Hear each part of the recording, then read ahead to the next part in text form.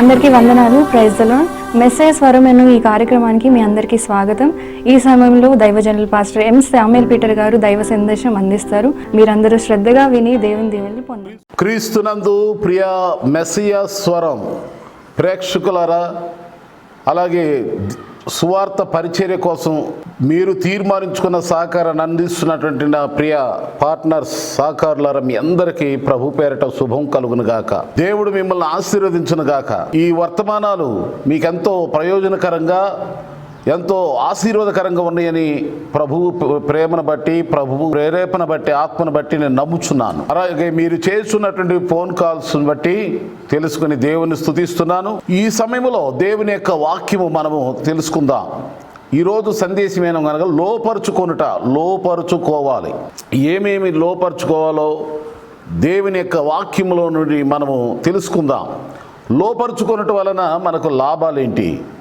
చూడండి, మొట్టమొదటిగా ఆదికాండంలో మనం చూస్తే 1వ అధ్యాయం 28వ వచనంలో మీరు ఫలించి అభివృద్ధి పొంది విస్తరించి భూమిని లోపరుచుకొనుడి. మీరు ఫలించి అభివృద్ధి పొంది విస్తరించి భూమిని లోపరుచుకోండి. భూమి దేవునిది. భూమి నాదే, ఆకాశం నాదే, వెండి నాదే, బంగారం నాదే, బలము నాదే అని దేవుడు చెలవిస్తున్నాడు. సమస్త పంచభూతములు అన్నీ కూడా దేవునివే, అనగా దేవుని సృష్టి. ఆకాశ నక్షత్రాలే కానీ, సూర్య చంద్రాలే కానీ సమస్తము కూడా అన్నీ కూడా దేవుని వలన కలిగినవే. ఆయన లేకుండా ఏది కలగలేదు అని బైబిల్లో మనం ఇలా చూస్తున్నాం. కనుక దేవుని యొక్క మాట చేత సృష్టించబడినటువంటి సృష్టిని లోపరుచుకోవాలి. మనం లోపరుచుకోండి, ఏలుడి, పాలించండి, పరిపాలించండి అని దేవుని యొక్క వాక్యము మనకు సెలవిస్తుంది. అయితే మనం లోపరుచుకోవాలంటే దేవుడు ఏం చెప్తున్నాడు? ఫలించండి, అభివృద్ధి పొందండి, విస్తరించండి. కనుక మనము దేవుని యొక్క మాట ప్రకారంగా ఫలించాలి. వివాహం జరిగినటువంటి భార్యాభర్తలు ఫలించి విస్తరించాలి. ఆదాము హవ్వలను దేవుడు చేసి తన చేతితో తన జీవాన్ని ఊది మీరు ఫలించి అభివృద్ధి పొంది విస్తరించి భూమిని మీరు లోపరుచుకోండి అని దేవుడు చెప్పి ఉన్నాడు. అయితే ప్రియులారా, ఈ భూమిని లోపరుచుకోవాలి అంటే మనము లోపరుచుకోవాల్సినటువంటి ఇంకా మరికొన్ని 2 విషయాలు చెప్తాం. మొత్తం 3 విషయాలు ఈరోజు మన సందేశం. లోపరుచుకోవాలండి. ఏమి లోపరుచుకోవాలి? 3 విషయాలు. 1, భూమిని వశపరుచుకోండి, లోపరుచుకోనండి. మీరు విస్తరించినప్పుడు, మీరు అభివృద్ధి పొందినప్పుడు, మీరు ఫలించినప్పుడు దేవుడే మీకు భూమిని స్వాస్థ్యంగా, నన్ను అడుగుము జనములను స్వాస్థ్యంగాను భూమిని దిగాంతముల వరకు నీకు సొత్తుగా ఇస్తానని 2వ కీర్తనలో దేవుడు మనకు చెప్పి ఉన్నాడు. భూమి ఆయనది. ఇళ్ల స్థలాల కొరకు లేక ఆ స్థలాల కొరకు ఈ స్థలాల కొరకు మనము వెదుకులాట, వారాట, పోరాటాలు చేయనక్కర్లా. దేవుడు నీకు సమస్తమును ఇస్తాడు. మన పితరులకు దేవుడు ఇచ్చిన దేవుడు నీకును తప్పకుండా ఇస్తాడు. అయితే దేవుణ్ణి అడగాలి. జనములను స్వాస్థ్యంగా ఇచ్చువాడు ఆయనే, భూమిని దిగాంతములకు సొత్తుగా ఇచ్చువాడు ఆయన. ఆయన ఇవ్వగా ఎవరు ఆపలేరు. కనుక దేవుడు నీకు భూమిని ఇస్తాడు, పొలములను ఇస్తాడు, స్థలములను ఇస్తాడు. అలాగే దేవుడు నీకు కావలసిన దానికంటే కూడా సమృద్ధిగా విశాలమైనటువంటి స్థలములో దేవుడు నిన్ను నివాసింపచేసి విస్తరింపచేసి దీవిస్తాడు. ఎప్పుడనగా ఆయన ఆజ్ఞలను మనము గైకొనొచ్చు. ఆయన చెప్పినటువంటి విధులను, ఆ కట్టడలను మనం గైకొన్నప్పుడు, ఆయన ఆజ్ఞలను గైకొన్నప్పుడు. అయితే ఆజ్ఞను అతిక్రమించడం ద్వారా పాపం వచ్చింది. పాపం వలన ఈ యొక్క ప్రతి ఒక్కరు కూడా భయము. అయ్యో, నాకు భూమి లేదే, స్థలం లేదే, పొలం లేదే, వాళ్ళకి అన్నీ ఉన్నాయి, వీళ్ళకి ఎన్ని ఉన్నాయి, నాకు లేదే అనేటువంటి దిగులు, విచారం వద్దు. దేవుణ్ణి అడుగు. దేవుడు తప్పకుండా నీకు అనుగ్రహిస్తాడు. మొట్టమొదటిగా భూమిని లోపరుచుకునే విధంగా దేవుడు నిన్ను ఆశీర్వదిస్తాడు. నిన్ను ఫలించమని చెప్తున్నాడు దేవుడు. నువ్వు అభివృద్ధి పొందమని చెప్తున్నాడు, విస్తరించమని చెప్తున్నాడు. కనుక ఆత్మీయంగా విస్తరించాలి. అలాగే ఈ దేవుడు నీకు అనుగ్రహించిన కుటుంబ పరంగా మీరు విస్తరించాలి, అభివృద్ధి పొందాలి, ఫలించాలి. ఫలించేది కొమ్మగా నీవు ఉండాలి, ఫలించేటి ద్రాక్షవల్లిగా నీవు ఉండాలి, ఫలించేటటువంటి చెట్టులాగా నీవు ఉండాలి, ఫలాలు కలిగిన వారిగా ఉండాలి. ఇటు దైవికంగా అలాగే ఇటు భౌతికంగా శారీరకంగా కూడా నువ్వు ఫలించాలి. మీరు బహుగా ఫలించుట వలన నా తండ్రి ఎంతో మహిమపరచబడతాడు, దేవుడు మహిమపరచబడతాడు నీవు ఫలించితే. కనుక ప్రభువా నన్ను ఫలింపచేయి, ప్రభువా నన్ను అభివృద్ధిపరచు, నన్ను విస్తరింపచేయి అని మనం ప్రార్థన చేయాలా, దేవుణ్ణి అడగాల. అప్పుడు దేవుడే నీకు తగినటువంటి అభివృద్ధిని, తగినటువంటి ఫలింపు, తగినటువంటి విస్తరణ దయచేస్తాడు. కనుక దేవునిపై ఆధారపడి ఫలించాలి. దేవుడే నిన్ను ఫలించేడు కొమ్మగా, ఫలించేడు చెట్టుగా, ఫలించేటటువంటి వ్యక్తిగా దేవుడు నిన్ను చేసినప్పుడు నీవు ఫలించకుండా, నువ్వు అభివృద్ధి పొందకుండా, నేను విస్తరింపనేకుండా నిన్ను ఎవరు ఆపగలరు? ఎవరు ఆపలేరు. దేవుడును సెలవివ్వగా ఎవరు కూడా ఆపలేరు. దేవుడు ద్వారం తెరవగా ఎవరు మూయలేరు. దేవుడు కార్యం చేయగా దాన్ని తిప్పగలిగిన వాడు ఎవడు? దేవుడు నీకు ఇస్తే ఆపగలిగిన వాడు ఎవరు? ఎవరు ఆపలేరు. కనుక ధైర్యంగా దేవుణ్ణి అడుగు. నువ్వు అడిగేది దేవుని అడుగుతున్నావు, సృష్టికర్తను అడుగుతున్నావు. భూమి ఆకాశంలో సృష్టించిన సృష్టికర్తను అడుగు. కనుక భూమిని ఆకాశంలో సృష్టించిన సృష్టికర్త నీకు తప్పకుండా నీకు కావలసినటువంటి భూమి అనుగ్రహించి నీవు జీవించటానికి, క్షేమంగా ఉండటానికి కావలసినవి సమస్తమును కూడా దేవుడు ధారాళంగా దయచేస్తాడు. ఆయన ఎవరిని గద్దింపడు. కనుక భయపడక భూమిని లోపరుచుకోవాలి. ఎప్పుడు నువ్వు ఫలించినప్పుడు, అభివృద్ధి పొందినప్పుడు, విస్తరించినప్పుడు, అదే సమయంలో దేవుని నువ్వు అడిగినప్పుడు దేవుడు భూమిని నీకు స్వాస్థ్యంగా దేవుడు అనుగ్రహిస్తాడు. ఇది మొదటి మాట. రెండో మాట ఏమిటంటే 119వ కీర్తన 112వ వచనం. 119వ కీర్తన 112వ వచనం. అక్కడ ఏముందంటే, నీ కట్టడలను గైకొనున్నట్లు నా హృదయమును లోపరుచుకొని ఉన్నాను అంటాడు భక్తుడు. దేవుని కట్టడలను గైకొనున్నట్లుగా మన హృదయమును మనము లోపరుచుకోవాలి. హృదయం నీదే, హృదయము నీదేనైనా హృదయం అన్నిటికంటే మోసకరమైనది, ఘోరమైన వ్యాధి గలది. దాన్ని గ్రహించగలిగిన వాడు ఎవరునూ లేరు. చదువుకున్నవాడు గ్రహించలేడు, చదువు లేనివాడు గ్రహించలేడు. ఒక్కో సమయంలో నీ హృదయమే నిన్ను మోసం చేస్తుంది. అందుకని నీ హృదయం నీ మీద దోషారోపణ చేయకుండా ఉండునట్లుగా హృదయమును ఎప్పటికప్పుడు దేవుని ఎదుట సరి చేసుకోవాలి, లోపరుచుకోవాలి, దిద్దుకోవాలి. నీ హృదయంలో ఉన్న చెడుతనమును కడిగేసుకోవాలి. హృదయంలో ఉన్నటువంటి లోపల నుండి బయటకు వచ్చేవే మనిషిని అపవిత్రపరుస్తాయి. కనుక ఈ లోపల నీ హృదయములో, నీ తలంపుల్లో, ఊహల్లో, ఆలోచనలో ఏ చెడ్డ ఉన్నా, దేవునికి ఆయాసకరమైనది ఏదున్నా కానీ దాన్ని తొలగించేసుకున్నప్పుడు నీ హృదయమును నీవు లోపరుచుకున్న వ్యక్తితో. లేకుంటే నీ హృదయమే నిన్ను మోసం చేస్తుంది. నీ హృదయ ఆలోచనలు, నీ హృదయ తలంపులు నిన్ను చెడగొడతాయి. కనుక ఒకనొకప్పుడు దావీదు గురించి బైబిల్ ఏం చెబుతుందంటే, నా హృదయానుసారుడు అనగా దేవుని హృదయం ఎలాంటిదో దావీదు హృదయం కూడా అలాంటిదే. బైబిల్ గ్రంథంలో, చరిత్రలో దేవుడు చెప్పిన సాక్ష్యం, దావీదు నా హృదయానుసారుడు. కనుక దేవుని హృదయం కలిగి, దేవుని హృదయం ఎలాంటిదో మనము ఆయన హృదయానుసారంగా మనం ఆలోచిద్దాం అన్న వాక్యాన్ని ఆయన కట్టడం. దేవుని హృదయం మనకు అర్థం కావాలంటే బైబిల్ చదవాలి. బైబిల్ ఎప్పుడైతే చదువుతామో దేవుని హృదయం, దేవుని మనసు, దేవుని యొక్క ఆలోచన మనకు అర్థమవుతాయి. ఆయన చిత్తమేదో, ఆయన ఆలోచన లేదో, ఆయన తలంపు లేదో, ఆయనకి ఏది అనుకూలమో మనకు తెలుస్తూ ఉంటుంది. కనుక దేవుని హృదయం అర్థం కావాలంటే దేవుని యొక్క వాక్యమనే చదవాలి, బైబిలే చదవాలి. అప్పుడు మనకు దేవుని హృదయం మనకు వస్తుంది, దేవుని మనసు వస్తుంది. మన హృదయం దేవుని ఎదుట ఎంతో ఆనందోత్సవంగా ఉంటుంది. అందుకని నా హృదయ గద్దింపును నేను ఎట్లు తృణీకరించితిని అంటాడు ఒక వ్యక్తి. కనుక హృదయ గద్దింపును తృణీకరించమాక, నీ హృదయం నిన్ను దోషారోపణ చేస్తే దిద్దుకోవటానికి ఎన్నదీమాక, ఆలసించేమాక, తడవచేమాక, హృదయములో ఉన్న ప్రతి చెడుతనమును కడిగేసుకోవటానికి ఎప్పుడు కూడా అశ్రద్ధ చేయమాకండి. చూడండి, శరీరం మీద ఏదన్నా అపవిత్రత ఉంటే వెంటనే స్నానం చేసేస్తాం. అలాగే అపవిత్రమైన వస్త్రాలు ధరించుకోలేము, మనం అపవిత్రమైన చెప్పులు ధరించుకోలేము, షూస్ వేసుకోలేము, అపవిత్రమైంది ఏది కూడా మనం దగ్గరికి రానేమో.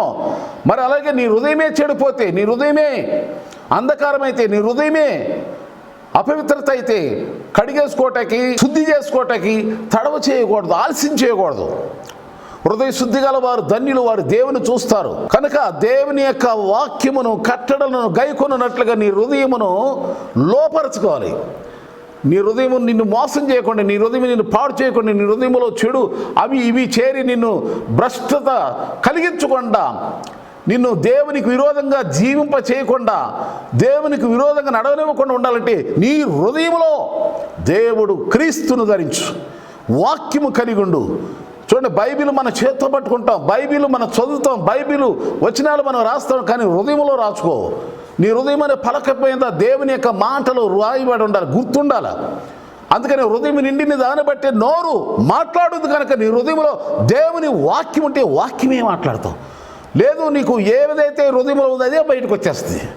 చూడండి, కనుక హృదయ తలంపులు ఎరిగిన వాడు, హృదయ ఆలోచనలు ఎరిగిన వాడు, నీ హృదయమును సమస్తమును ఎరిగిన ప్రభువు సమస్తమును చూస్తున్నాడు. కనుక నీ హృదయమును దేవుని కట్టడలకు, దేవుని మాటలకు విధేయత చూపేలాగా నీ హృదయమును లోపరుచుకో ఫస్ట్. అప్పుడు దేవుడు భూమిని లోపరుచుకునే విధంగా దేవుడు నిన్ను, నీ కుటుంబాన్ని ఆశీర్వదిస్తాడు. నీ ఉద్యోగ వ్యాపారాల్లో, వ్యవసాయంలో, ప్రతి విషయంలో దేవుడిని ఆశీర్వదిస్తాడు. దేవుని కట్టడల గై కొనకుండా నీ హృదయం నిన్ను మోసం చేస్తుంది. సైతానుడు నిన్ను మోసం చేస్తున్నాడు. అపవాది నిన్ను దేవుని మాటలు విననివ్వకుండా, దేవుని వాక్యానుసారంగా నడవనివ్వకుండా, దేవుని కట్టడలను గై కొననివ్వకుండా దుష్టుడు నిన్ను మోసం చేస్తున్నాడేమో గ్రహించండి, మేలుకోవాలి. ఎప్పుడైతే హృదయమును దేవుని మాటలకు లోపరుచుకుంటామో, దేవుని సన్నిధికి వెళ్ళటానికి, దేవుని మందిరమునికి వెళ్ళటానికి, దేవుని ఆరాధించడానికి, దేవుని స్తుతించడానికి, దేవుని కొరకు జీవించడానికి ఎప్పుడైతే మనం త్యాగంతో ముందుకు వెళ్తాం, మన హృదయాన్ని మనం ఎప్పుడైతే లోపరుచుకుంటామో అప్పుడు నీవు ధన్యుడు అవుతావు.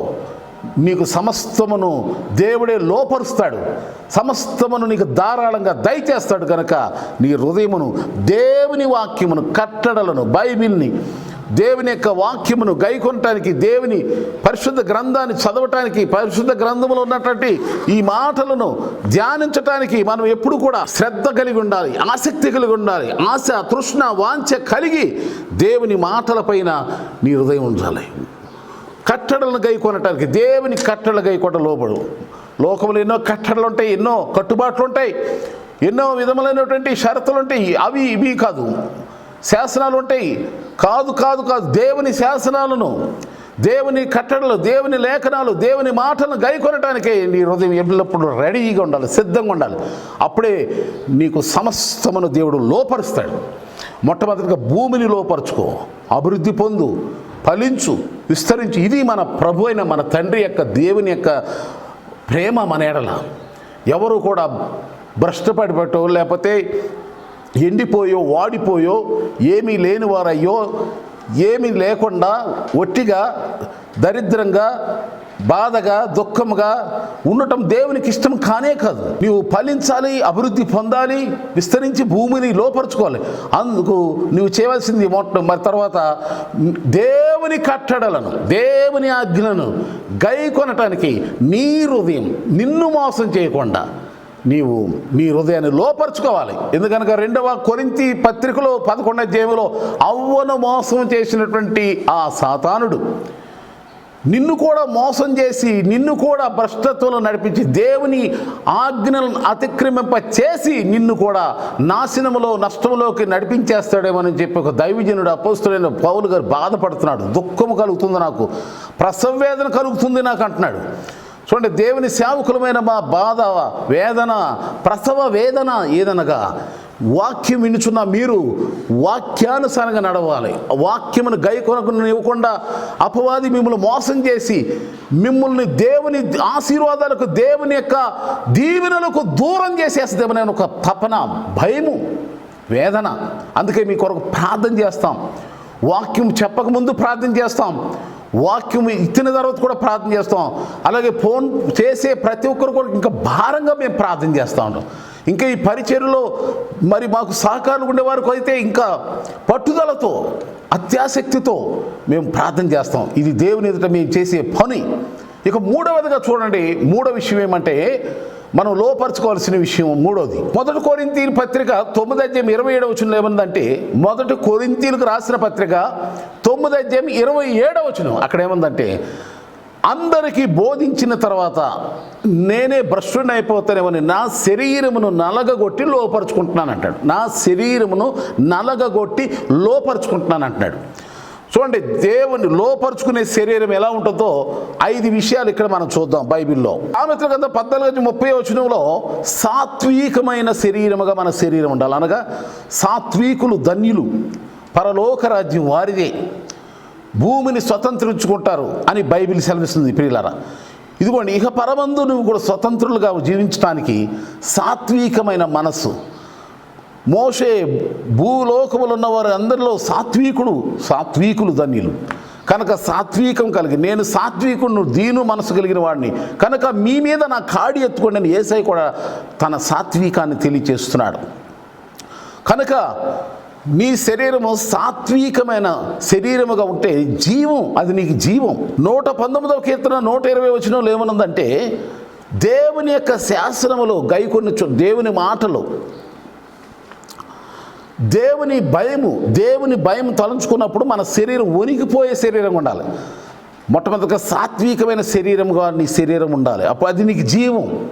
రెండవదిగా దేవుని భయముతో వణికే శరీరంగా నీ శరీరం ఉండాలి, అదే నలగొట్టబడిన శరీరం యొక్క లక్షణాలు. సామెతల గ్రంథం 4:22 చూస్తే, దేవుని యొక్క మాటలను, దేవుని ఉపదేశములను మనము ఎప్పుడైతే వాటిని పట్టుకుని హృదయంలో ధరించుకుంటామో, అనగా వాక్యాన్ని ఎప్పుడైతే పట్టుకుంటామో, వాక్యాన్ని కలిగి ఉంటామో, ఆ వాక్యం ఎవరికైతే దొరుకుద్దో వారి సర్వ శరీరానికి ఆరోగ్యం ఇస్తుంది. వాక్యానుసారమైన ఆరోగ్యం, వాక్యముతో కూడిన ఆరోగ్యం కలిగిన శరీరముగా నీ శరీరం, నీ సర్వ శరీరం ఆరోగ్యంగా ఉండాలి, ఆనందంగా ఉండాలి. దేవుని యొక్క వాక్యము నీకు దొరకాలి, అనగా దేవుని యొక్క వాక్యము నీకు అర్థం అవ్వాలి, దేవుని యొక్క వాక్యము నువ్వు గ్రహించాలి, దేవుని యొక్క వాక్యము నువ్వు గైకొనాలి, దేవుని యొక్క వాక్య ప్రకారం నువ్వు ప్రవర్తించాలి.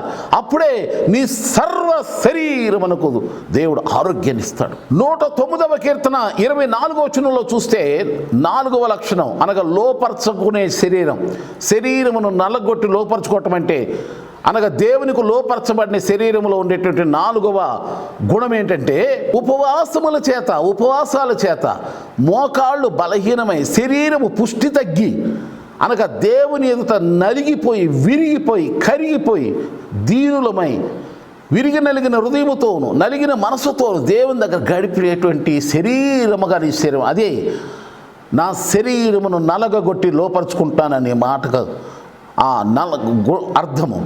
శరీరమును లోపరుచుకో అనగా నీ శరీరమును నలగొట్టమంటే ఏదో కత్తో సుత్తో లేకపోతే రాయో పెట్టుకుని కొట్టుకోమని కాదు. సాత్వికము కలిగి ఉండు, రెండవదిగా వాక్యము కలిగి ఉండు, మూడవదిగా భయముతో, దేవుని భయముతో నీ శరీరం వణికే శరీరముగా ఉండాలి. భయముతో, దేవుని భయంతో వణికిపోవాలి. 84వ కీర్తన 2వ వచనంలో చూస్తే 5వ లక్షణం, 84వ కీర్తన 2వ వచనంలో మనం చూసినట్టు అక్కడ ఏమనుందంటే, నీ మందిర వర్ణమును చూడవలనని ఆశతో నా శరీరము ఆనందముతో కేకలు వేయుచున్నది. అనగా 63వ కీర్తన కూడా మనం ఉన్న దేవుని మీద ఆశతో, దేవా నా దేవుడవు నీవే, వేకువనే నేను నిన్ను వెతుకుదును, నీ బలమును నీ ప్రసన్నతను చూడవలనని, నీ మందిర వర్ణమును చూడవలనని ఎంతో ఆశతో ఉన్నాను, నీ మీద ఆశ చేత నా శరీరం కృషించిపోతుంది అంటున్నాడు. దేవుని మందిరమునకు వెళ్ళే శరీరముగా నీ శరీరం ఉండాలి. చూడండి, క్రైస్తవులు అనే పేరుంది, దేవుని నమ్మిన బిడ్డలుగా పేరుంది, బైబిల్ పట్టుకున్నావు, బాప్తిసం పొందావు, మందిరమునకు ఎన్నిసార్లు వెళ్తున్నావు, ఎన్నిసార్లు వస్తున్నావు? దేవుని మందిరమునకు వెళ్ళే శరీరంగా, భయముతో వణికే శరీరముగా, ఉపవాసాలతో కూడిన శరీరముగా, సాత్వికమైన మనసు కలిగిన శరీరముగా, వాక్యానుసారమైన ఆరోగ్యము కలిగిన, వాక్యానుసారముగా ఆరోగ్యమును పొందే శరీరముగా ఉండటమే దేవునికి లోపరుచుకునే శరీరం. అందుకని అపోస్తలుడు పౌలు గారు అంటారు, నా శరీరమును నలగొకటి లోపరుచుకున్నానంటే ఈ 5 లక్షణాలు. కనుక లోపరుచుకోను, భూమిని లోపరుచుకునే విధంగా, సమస్తమును లోపరుచుకునే శక్తివంతుడిగా, కుటుంబంగా దేవుడిని ఆశీర్వదించినట్టుగా దేవుని కట్టడలు గైకొనటానికి నీ హృదయమును లోపరుచుకో, నీ శరీరమును లోపరుచుకో. లోపరుచుకున్న శరీరం ఎలా ఉంటుందో 5 విషయాలు చెప్పాను. కనుక ఈ సందేశం మీరు మరలా వినటానికి మెస్సియా స్వరం యూట్యూబ్ ఛానల్ని సబ్స్క్రైబ్ చేయండి. ప్రతిరోజు వర్తమానాలు, షార్ట్ మెసేజ్లు కూడా మీకు వస్తాయి. ప్రతిరోజు కూడా దేవుని వాగ్దానంతో కూడిన, అభిషేకంతో కూడిన వర్తమానాలు మీరు వింటారు. కనుక యూట్యూబ్ ఛానల్ మెస్సియా స్వరం యూట్యూబ్ ఛానల్ని సబ్స్క్రైబ్ చేసుకోండి, అందరికీ పరిచయం చేయండి. ఈ యొక్క వర్తమానాల ద్వారా దేవుడు మిమ్మల్ని దీవించునుగాక. ప్రార్థన చేద్దాం. మా ప్రేమ గల తండ్రి, సకల దీవులకు కారణభూతుడవు నీవే ప్రభా. నీ సెలవు లేకుండా, నీ నాయన ప్రభా, నీ యొక్క ఆజ్ఞ లేకుండా మేమేం చేయలేం. కనుక లోపరుచుకునే విధంగా దేవా నీవు మమ్మల్ని మీరు చేశారు తండ్రి, స్తోత్రాలు. కనుక ప్రభా, ప్రతి ఒక్కరు కూడా లోపరుచుకునే వారిగా హెచ్చించండి. లోపరుచుకోవాలి నాయన, హృదయాన్ని లోపరుచుకోవాలి, శరీరాన్ని లోపరుచుకోవాలి, భూమిని లోపరుచుకోవాలి. లోపరుచుకునేటువంటి శక్తివంతులుగా, బలవంతులుగా, ఆత్మ పూర్ణులుగా అభిషేకించు నాయన. ఏది ఈ బిడ్డలను ఏలకుండా, దేని చేత బంధించబడకుండా, దేని చేత కట్టబడకుండా యేసు శక్తి వీరిని విడిపించును గాక. ప్రతి రోగం, దయ్యం, ప్రతి పేదరికం, ప్రతి సమస్య, శోధన, కీడులన్నీ తొలగిపోయి ఇదిగో నాయన లోపరుచుకునే అధికారులుగా, ఓ ప్రభా, రాజులైన యాజకులుగా చేసి ప్రతి ఒక్కరిని కూడా బలపరచమని, నీకు మహిమ తెచ్చుకోండి అని ఈ సందేశం ఉన్న ప్రతి ఒక్క కుటుంబాన్ని, ప్రతి ఒక్కరిని దీవిస్తున్నాం, ఆశీర్వించమని యేసు నామములో అడుగుచున్నాం తండ్రి. Amen, amen. Praise the lord. ఈ సందేశం మీకు ఆశీర్వాదకరంగా ఉన్నట్లయితే ఈ కార్యక్రమాలను మీరు బలపరచండి, అనగా స్పాన్సర్ చేయండి. మీరు దేవుని చేత ప్రేరేపించబడిన వారే మీరు తీర్మానించుకున్న సహకారం అందించి ప్రభు పరిచయలో పాలువారు అవుతారని ఆశిస్తూ మీ కొరకే ప్రార్థిస్తున్నామని, అటువంటి వారి కోసం తప్పక మేము ప్రార్థిస్తున్నాం. మరొకసారి తెలియపరుస్తున్నాను. God bless you all.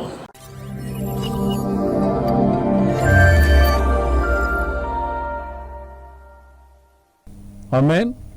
Hello, చెప్పడమా? ఓకే, స్తోత్రం, స్తోత్రం. తప్పకుండా మీతో మాట్లాడి ప్రార్థన చేస్తామా. మీరు అమ్మగారు మీరు అట్లా ఉండండి, మేము ఫోన్ చేస్తాం మీకు. దేవుని కార్యాలు ప్రార్థనలు చేయించుకోనండి, తప్పక మీరు జవాబు పొందుతారు. మళ్ళా నేను వచ్చి ఈ కార్యక్రమంలో మీ ద్వారా మీ సాక్షి దేవుడు మహిమ పొందుతున్నాడు. స్తోత్రం. నా నెంబర్ నోట్ చేసుకోనండి. మీ కొరకు నేను ప్రార్థించడానికి ఎప్పుడు సిద్ధంగా ఉన్నాను. మీకోసం ప్రార్థన చేయటానికే ప్రభు నన్ను ఇక్కడ నడిపించాడు. నేను ఆయన సేవకుని, మీ కొరకు ప్రార్థన చేసే భారం కలిగిన సేవకుని, కనుక మీరు భయపడమాకండి. హలో, ఓకే బ్రదర్, రాసుకున్నాం బ్రదర్. మీకోసం ప్రార్థన చేస్తాము. మీ గ్యాస్ట్రిక్ నొప్పి తొలగిపోనుగాక.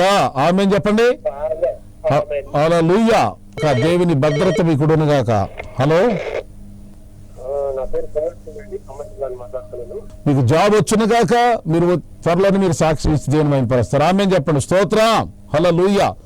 ఖచ్చితంగా ప్రార్థన చేస్తాం బ్రదర్. మళ్ళీ మీకు ఫోన్ చేస్తాను నేను. క్రీస్తునందు ప్రియులారా, దయచేసి గమనించండి. నవంబరు 3వ తారీఖు బుధవారం కృష్ణా జిల్లా మోపుదేవి మండలం కే కొత్తపాలెం గ్రామంలోను, అలాగే మెరకనపల్లి గ్రామంలోను 2 చర్చిస్లో దేవుని యొక్క వాక్యం అందించడానికి, అలాగే మీ అందరి కోసం ప్రార్థన చేయటానికి నేను మీ మధ్యకు వస్తున్నాను. గనుక మోపుదేవి, ఆ చుట్టుపక్కల పరిసర ప్రాంతాల్లో ఉన్న ప్రతి ఒక్కరు కూడా స్వయంగా నన్ను కలిసి ప్రార్థన చేయించుకోవటానికి దేవుడు మీకు ఇచ్చిన ఈ గొప్ప అవకాశాన్ని భావించి తప్పకుండా 3వ తారీఖున నవంబర్ 3న జరిగే 2 మీటింగ్స్లో పాలు పొందాలని మీ అందరిని ఆహ్వానిస్తున్నాను. 4వ తారీఖున మచిలీపట్నం, అవనగడ్డ, నాగలంక, కోడూరు పరిసర ప్రాంతాల్లో ప్రార్థన చేయటానికి నేను ఆ ప్రాంతాలకు వస్తున్నాను 4వ తారీఖున. మరియు 5వ తారీఖున తెనాలి, అలాగే గుంటూరు జిల్లా ప్రాంతంలో ఉన్నటువంటి వారు తెనాలి పట్టణంలో 5వ తేదీన నేను వస్తున్నాను. కనుక తెనాలి ప్రాంతంలో ఉన్న వారందరూ కూడా ఈ అవకాశాన్ని సద్వినియోగం చేసుకుని అన్ని వివరాలకి ఈ నెంబర్కి ఫోన్ చేసి తెలుసుకొని స్వయంగా కలిసి ప్రార్థన చేసుకుని దీవించబడతారని ఆశిస్తూ ఈ విషయాన్ని మీకు తెలియపరుస్తున్నాను. తప్పక కలవండి, దేవుని దీవెన పొందండి. స్వయంగా నన్ను కలిసే ప్రతి ఒక్కరికి న్యూ ఇయర్ క్యాలెండర్ని గిఫ్ట్గా ఇస్తాను. మీ అందరూ తప్పకుండా రండి. మీరు నేను కలిసి దేవుని యందు ఆనందిద్దాం, దేవుని మహిమపరుద్దాం, దైవ దీవెనలు పొందుదాం.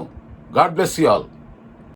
ఓకే బ్రదర్, తప్పకుండా ఆ కిడ్నీ ప్రాబ్లం దేవుడు స్వస్థపరచునుగాక. హల్లెలూయా. స్తోత్రం. మీ కొరకు నేను ఫోన్ చేసి మళ్ళీ మాట్లాడతా, ప్రార్థన చేస్తా. ఓకేనా? ధైర్యంగా ఉండండి. Praise the lord. హల్లెలూయా. ప్రతి ఒక్కరి కోసం ప్రార్థనలు, దేవుని యొక్క వర్ధమైన వర్తమానాలు. హలో, మనం దేవుని యొద్దకు రాకుండా, దేవుని సన్నిధికి రాకుండా, దేవుని యొక్క ఎదుటికి వచ్చి మన బాధ, సాధన, కష్టాలు చెప్పుకోకుండా దేవుడు ఎలా మనకు తీరుస్తాడు? అందుకే దేవుని దగ్గర రావాలి ప్రతి ఒక్కరు కూడా. మందిరానికి రండి ఆదివారం ఆరాధనకి. Hello hello, praise the lord. Hallelujah. దేవుని మందిరానికి రండి. షాపూర్ నగర్, జీడిమెట్ల, హైదరాబాద్, వివేకానంద నగర్ బస్తీలో ఉన్నటువంటి ఐపీసీ మెస్సియా గ్రేస్ మందిర్ ఆదివారం ఆరాధనలో పాలు పొందండి. ఆత్మీయ మేలులతో పాటు అన్ని విధాలైన ఆశీర్వాదాలు మీరు దైవ దీవెనలు మీరు పొందుకొనండి. హలో, చెప్పండి, దేనికోసం ప్రార్థన? ధైర్యంగా ఉండండి. దేవుడిని స్వస్థపరచును గాక. హల్లెలూయా, స్తోత్రం. ఆదివారం ప్రతి ఒక్కరు కూడా గుర్తుపెట్టుకుని రండి. ఆదివారం పగలు ఆరాధన జరుగుతాయి. ప్రతి ఒక్కరు పాల్పొంది. చెప్పండి, ఎవరండి? చెప్పండి మీ ప్రార్థన అవసరతమ్మా. తప్పకుండా దేవుడు నీకు జాబ్ ఇచ్చునుగాక. హల్లెలూయా, స్తోత్రం. ఆమేన్, స్తోత్రం. మళ్ళా మీతో మాట్లాడి ప్రార్థన చేస్తాము తల్లి. Praise the lord. God bless you. ఆశీర్వాదాలు ఇవ్వాలి. హల్లెలూయా, ఆమేన్. హలో, చెప్పడమా? ఓకే, స్తోత్రం, స్తోత్రం. తప్పకుండా మీతో మాట్లాడి ప్రార్థన చేస్తామా. మీరు అమ్మగారు మీరు అట్లా ఉండండి, మేము ఫోన్ చేస్తాం మీకు. దేవుని కార్యాలు ప్రార్థనలు చేయించుకోనండి. తప్పక మీరు జవాబు పొందుతారు. మళ్ళా నేను వచ్చి ఈ కార్యక్రమంలో మీ ద్వారా మీ సాక్ష్యం దేవుడు మహింపుతున్నాడు. స్తోత్రం. నా నెంబర్ నోట్ చేసుకోనండి. మీ కొరకు నేను ప్రార్థించడానికి ఎప్పుడు సిద్ధంగా ఉన్నాను. మీకోసం ప్రార్థన చేయటానికే ప్రభు నన్ను ఇక్కడ నడిపించాడు. నేను ఆయన సేవకుని, మీ కొరకు ప్రార్థన చేసే భారం కలిగిన సేవకుని కనుక మీరు భయపడమాకండి. హలో, ఓకే బ్రదర్, రాసుకున్నాం బ్రదర్. మీకోసం ప్రార్థన చేస్తాము. మీ గ్యాస్ట్రిక్ నొప్పి తొలగిపోవునుగాక. క్రీస్తునందు ప్రియులారా, దయచేసి గమనించండి. నవంబరు 3వ తారీఖు బుధవారం కృష్ణా జిల్లా మోపుదేవి మండలం కే కొత్తపాలెం గ్రామంలోను అలాగే మెరకనపల్లి గ్రామంలోను 2 చర్చిస్లో దేవుని యొక్క వాక్యం అందించడానికి అలాగే మీ అందరి కోసం ప్రార్థన చేయటానికి నేను మీ మధ్యకు వస్తున్నాను గనక మోపుదేవి ఆ చుట్టుపక్కల పరిసర ప్రాంతాల్లో ఉన్న ప్రతి ఒక్కరు కూడా స్వయంగా నన్ను కలిసి ప్రార్థన చేయించుకోవటానికి దేవుడు మీకు ఇచ్చిన ఈ గొప్ప అవకాశాన్ని భావించి తప్పకుండా 3వ తారీఖున నవంబర్ 3న జరిగే 2 మీటింగ్స్లో పాలు పొందాలని మీ అందరిని ఆహ్వానిస్తున్నాను. 4వ తారీఖున మచిలీపట్నం, అవనగడ్డ, నాగలంక, కోడు పరిసర ప్రాంతాల్లో ప్రార్థన చేయటానికి నేను ఆ ప్రాంతాలకు వస్తున్నాను 4వ తారీఖున. మరియు 5వ తారీఖున తెనాలి అలాగే గుంటూరు జిల్లా ప్రాంతంలో ఉన్నటువంటి వారు తెనాలి పట్టణంలో 5వ తేదీన నేను వస్తున్నాను కనుక తెనాలి ప్రాంతంలో ఉన్న వారందరూ కూడా ఈ అవకాశాన్ని సద్వినియోగం చేసుకుని అన్ని వివరాలకి ఈ నెంబర్కి ఫోన్ చేసి తెలుసుకొని స్వయంగా కలిసి ప్రార్థన చేసుకుని దీవించబడతారని ఆశిస్తూ ఈ విషయాన్ని మీకు తెలియపరుస్తున్నాను. తప్పక కలవండి, దేవుని దీవెన పొందండి. స్వయంగా నన్ను కలిసే ప్రతి ఒక్కరికి న్యూ ఇయర్ క్యాలెండర్ని గిఫ్ట్గా ఇస్తాను. మీ అందరూ తప్పకుండా రండి. మీరు నేను కలిసి దేవుని యందు ఆనందిద్దాం, దేవుని మహిమపరుద్దాం, దైవ దీవెనలు పొందుదాం. God bless you all. ఇది అంత్య దినాల్లో కడవరి దినాల్లో ఉన్నాం. దేవుని యొక్క సువార్త సకల ప్రజలకి లోకమంతా ప్రకటించబడాలి గనక ఈ మెస్సియా స్వరం ఈ కార్యక్రమాలు ఇంకా అధికంగా కొనసాగుటకు యేసు ప్రభు నమ్మిన మీరందరూ క్షేమాభివృద్ధికరంగా ఉండినట్లుగా ఈ కార్యక్రమాలని మీరు తప్పక బలపరచండి.